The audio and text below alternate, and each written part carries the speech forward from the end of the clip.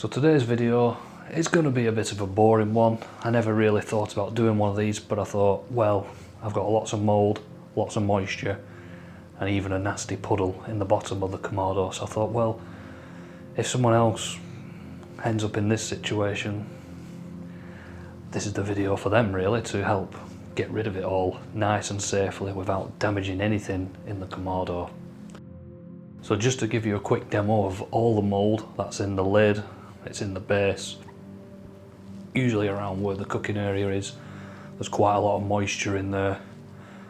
There's even some frost in there because of how cold it was. I think it was only 3 degrees Celsius at the time of filming. So the first thing to get rid of really is that surface moisture. And I find the best thing for this is quite simple. Kitchen paper towels, just dab them on or even just hold them on.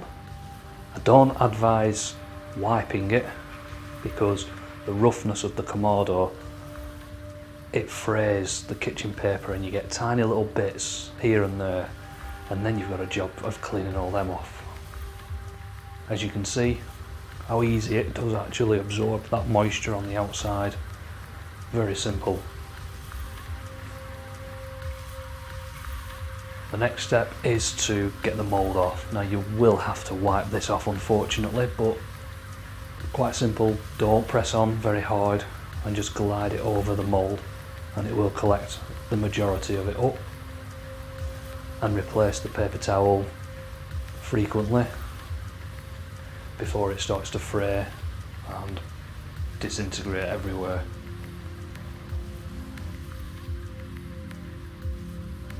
So here's a look at the puddle. That's all around the inside of the rim. Bits of charcoal, pretty nasty to be honest, and even some of that mould has actually drooped down the side.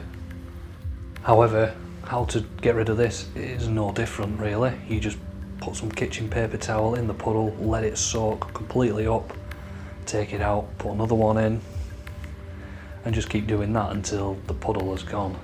Really simple. And then dab off the excess moisture at the bottom with some more paper towels.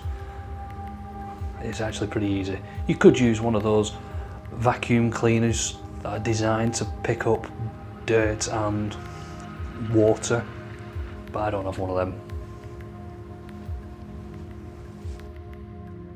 Okay, so after it's all been absorbed, as you can see, it is still obviously wet, but there's no puddles there, there's no surface moisture. Now if you just have some moisture in the lid and you're not planning on doing a cook but you just want to get rid of it, I'm just going to demonstrate here how 3 little tea lights can get rid of that moisture. Now I'm going to sit it right in the bottom just to really put it to the test, but you will see that it gets rid of a lot of that moisture in the lid, even so far down in the bottom. I wouldn't recommend putting it right in the bottom like I am doing. Again, I'm just showing you and demonstrating just how effective this is. But I would normally put them on, say, an oven tray and put them at the cooking level so it's a lot closer to the lid, and it'll take 20-30 minutes with 3 or 4 of these lit and a lot of that moisture will be gone.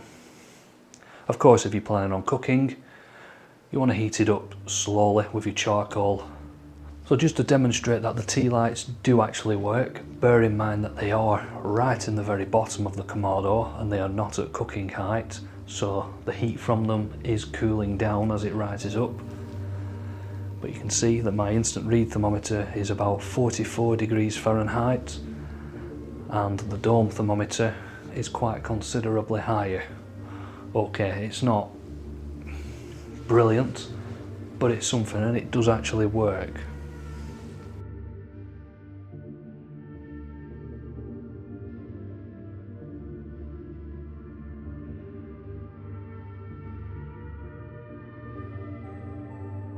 If I place the instant read thermometer just inside the top of the vent, you can see it shoots up to roughly about 60 degrees Fahrenheit. Now I would only recommend doing this if it's really cold outside. Anything below 5 degrees Celsius where it's actually a refrigerated or even freezing temperature, that's when I'd recommend doing this first, just to allow the inside to get above that 5 degrees Celsius temperature and into a more cool temperature rather than a cold temperature. Here's a quick demo of just how efficient these ceramics are in a kamado.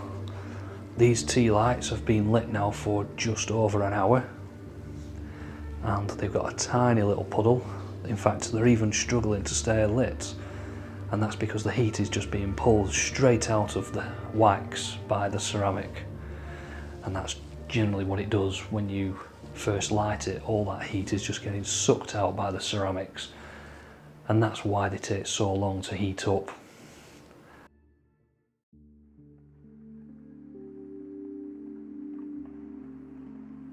So as you can see, a lot of the surface moisture has now gone in the lid.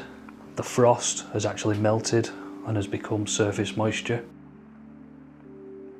The next stage is to get the kamado fired up, and we can start getting rid of all of that moisture, and then once it's all gone we can then crank the heat up even more and burn all that mould away. Now what you can do is light it in your firebox and just let it heat up. Now I find that this does take quite a lot of fuel to do this. I'm going to show you my way of doing it, which is, it's a little bit more hands-on, but you use a lot less fuel. So the first step, I am going to put a small little charcoal basket on the bottom, upside down, and then put the large charcoal basket in the bottom of the kamado. And this is just going to stop any direct contact from the charcoal onto the base of the kamado.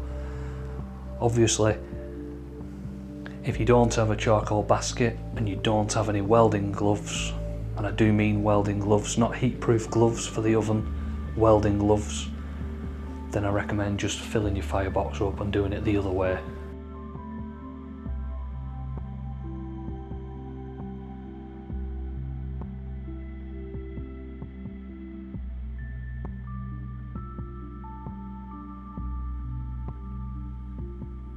So I'm going to heat this up now without the firebox, and it's just going to help to radiate and get rid of all that moisture in the bottom.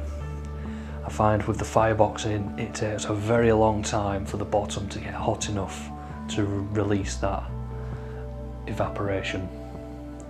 Also, the firebox kind of sits in the way and it can trap some of that moisture, so again, this is why I do it this way, because the moisture will just lift up and it will either hit the coals, which will just cause even more evaporation, or it will just go straight up past it and out of the vent.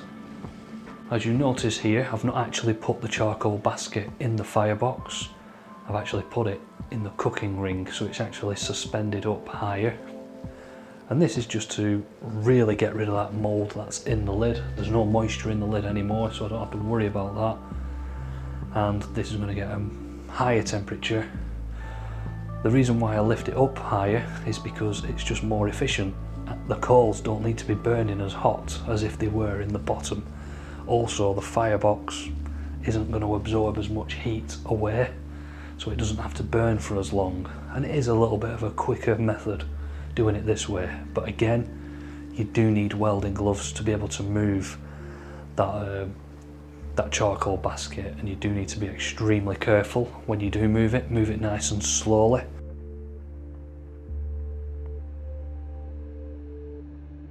So it's the next day, it's cooled down and all the mould is basically disintegrated off. A little bit of a dusty texture in the inside.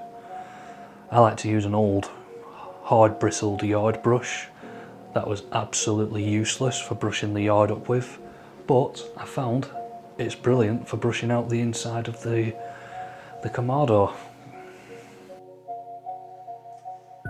So after brushing the top vent, as you can see, no mould, no moisture, lovely, ready for a cook.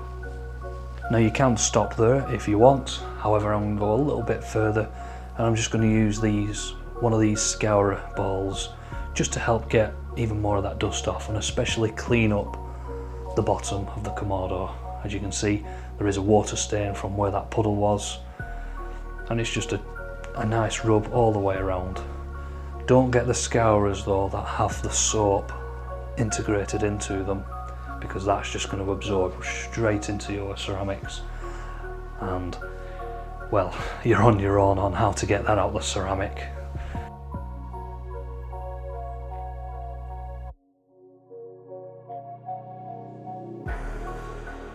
And after I've given it a little bit of elbow grease with that scourer, as you can see, it's not quite perfect, but it's good enough for me. It's nice and dry all around. And the majority of that puddle stain is now gone. The top is now bone dry in the lid. Now I know the outside needs a good clean, but that's a much easier, quicker job to do than the inside, and that's for another day.